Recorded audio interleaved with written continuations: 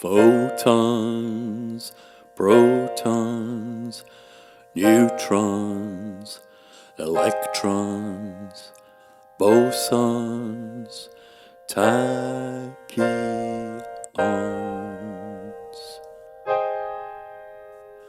gluons, muons, leptons, electrons, bosons, gravitons.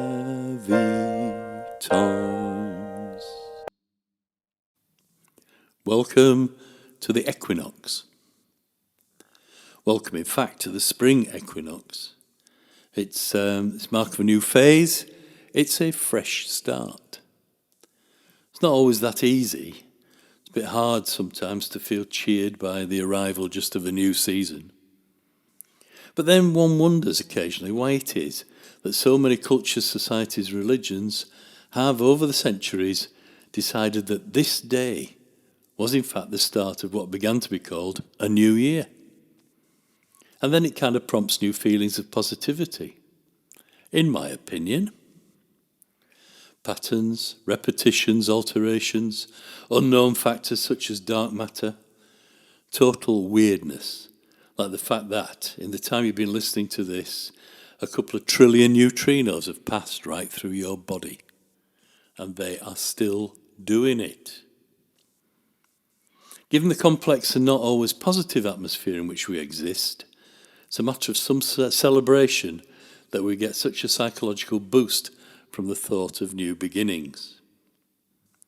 And, whatever, we all got rhythms. This whole fantastical, unbelievable universe has rhythms, and this is one of them. Equinox is an expression, an encapsulation of a record of people noticing things and then trying to work out why there are changes, or why some things seem to stay unchanged. The theme for this particular spring equinox presentation was altered states, which can often refer to changing consciousness, but in this case refers to a new phase of life on this particular bit of this particular planet.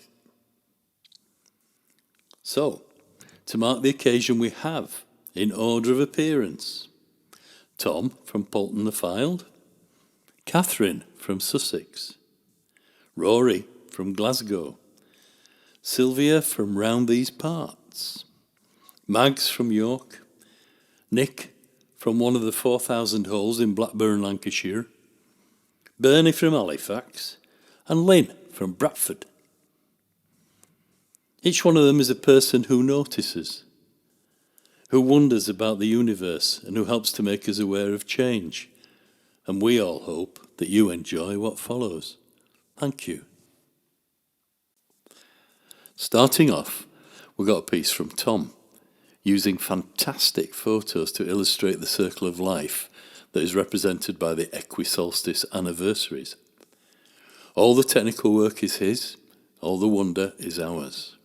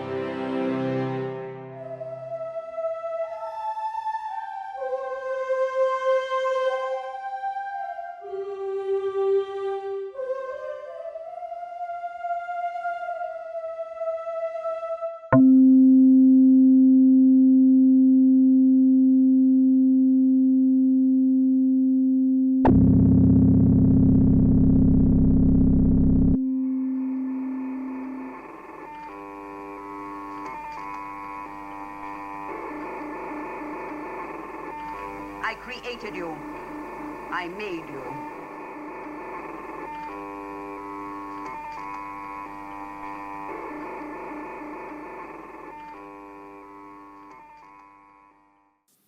Next, a piece from Catherine, who's illustrated a reading from Alice Smith's Spring with her own creations. It continues the illustration of the life-death pattern with an admonition from the life force itself. Spring by Ali Smith. That time again, is it? None of it touches me. There's nothing but water and dust. You're nothing but bone dust and water.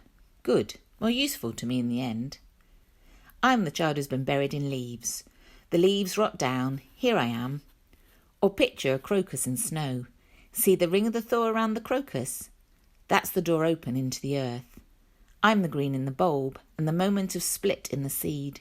The unfurl of the petal, the dabber of ends of the branches of trees with the green as if green is a light. The plants that push up through the junk, and the plastic earlier, later, they're coming regardless. The plants shift beneath you regardless. The people in sweatshops, the people out shopping, the people at desks and the light off their screens or scrolling their phones in the surgery waiting rooms. The protesters shouting wherever, whatever the city or country. The light shifts. The flowers nod next to the corpse heap and next to the places you live and the places you drink yourself stupid or happy or sad and the places you pray to your gods and the big supermarkets. The people on motorways speeding past verges and scrubbling like nothing is happening. Everything is. The flower heads open all over the fly tip. The light shifts across your divides, round the people with passports, the people with money, the people with nothing, past sheds and canals and cathedrals, your airports, your graveyards, whatever you bury, whatever you dig up to call it your history, or draw down to use up for the money. The light shifts regardless. The truth is a kind of regardless. The winter's nothing to me. Do you think I don't know about power? You think I was born green? I was. Mess up my climate, I'll fuck with your lives. Your lives are a nothing to me. I'll yank daffodils out of the ground in December. I'll block up your front door in April with snow and blow down that tree so it cracks your roof open. I'll carpet your house with the river. But I'll be the reason your own sap's reviving. I'll mainline the light to your veins. What's under your road surface now? What's under your house's foundations? What's warping your doors? What's giving your world the fresh colours? What's the key to the song of the bird? What's forming the beak in the egg? What's sending the thinnest of green shoots through the rock so the rock starts to split?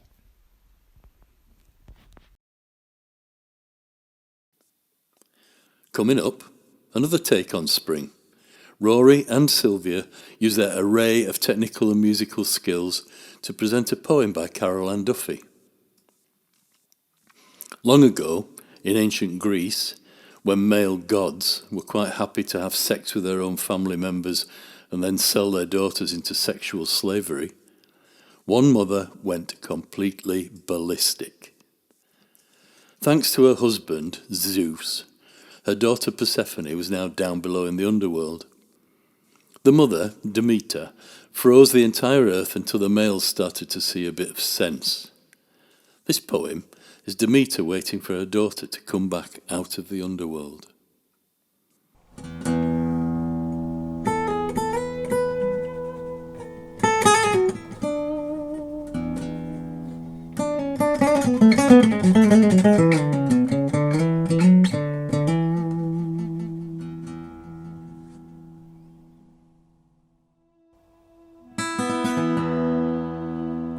Where I lived, winter and hard earth, I sat in my stone-cold room, choosing tough words, granite, flint, to break the ice.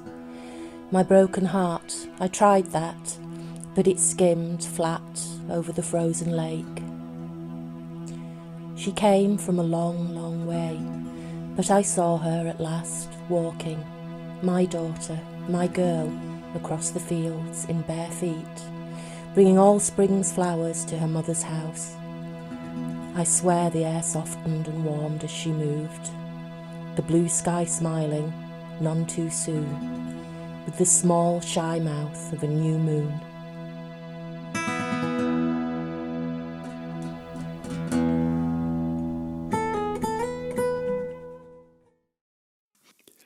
The theme, Altered States, takes us somewhere completely different in Mag's rendition of Alice, trying to cope with a world that seems not only funny, absurd, but quite sinister. The images are fun and cute and frolicsome, but the action is threatening and nasty and generally dark. Mags has not only done the images, but she accompanies herself on piano on this one.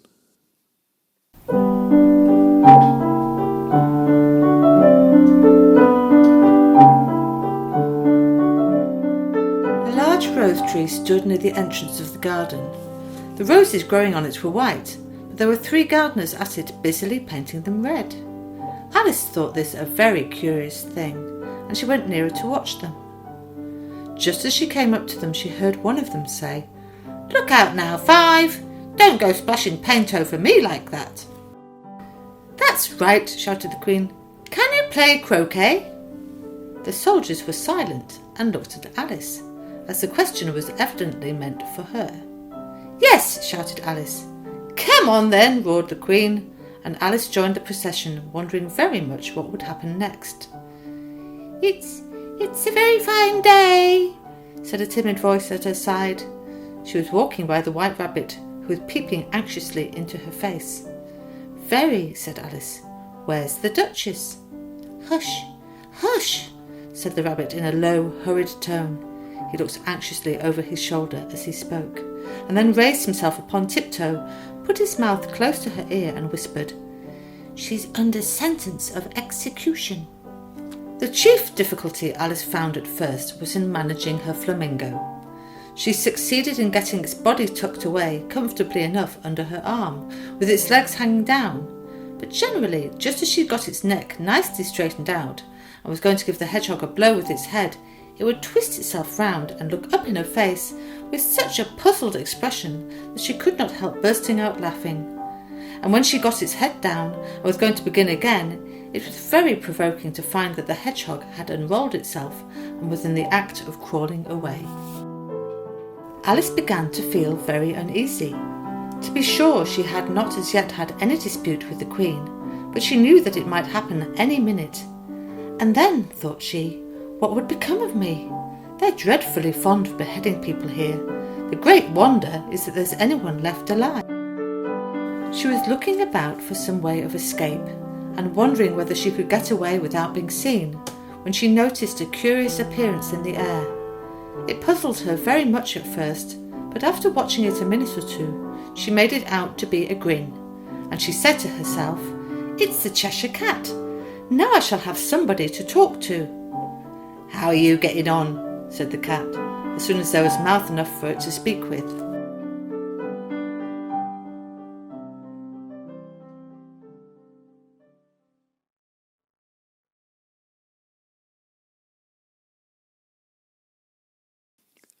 Following this outline of mass execution and animal cruelty, we have a piece from Nick, where normal, everyday images are a metaphor for life and death. It's a poem that stays in the mind, and one that brings ideas to bear of death and renewal. For MCW. The river is bullish brown today. Underneath the swirling surface, there's a mob of bikes and trolleys, waiting for their moment to emerge. There is no plan as such for this discontented gang. Swirls and breaks suggest a shape or place. Broken branches snag and briefly interrupt the flow. 2 traffic cones orchestrate the watery show. When the rain stops, the iron contours of the riverbed poke above the surface again. Nothing much has actually changed, but the young birds know and sing their thanks for the return of a reliable perch. Next, a piece to challenge. Bernie reads what might be a poem that describes Otley. And there's a pint for the first person to identify the sights covered. Sights unseen for too long. Craft imagined tortoises. Since, officer, forehead sensibly opened lollipops. Play sensibly cool line. Help pursue. Exhaling prefix. Limbs accompany pushy backhand dressings. Fittings. Cut back material. Shimmering torso. Massed fleet thrillers, shattered chart secrets between capes panoramic. Reputable icon fortress lays passing highbrow ambition, inclining party homeware. Giggling, ironic roadshow gravitated, decimals encoded, glared, cloth driveway formation riddled. Well, I guess that's Otley for you.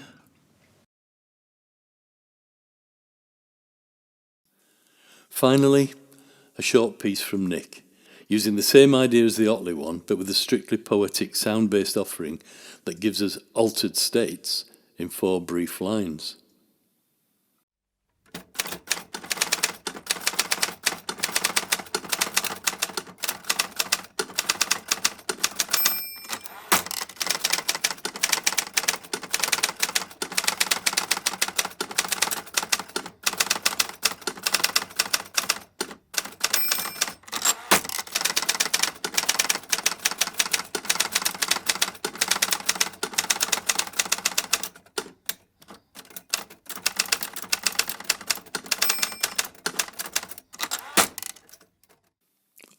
Thank you for tuning in to this Equinox commemoration.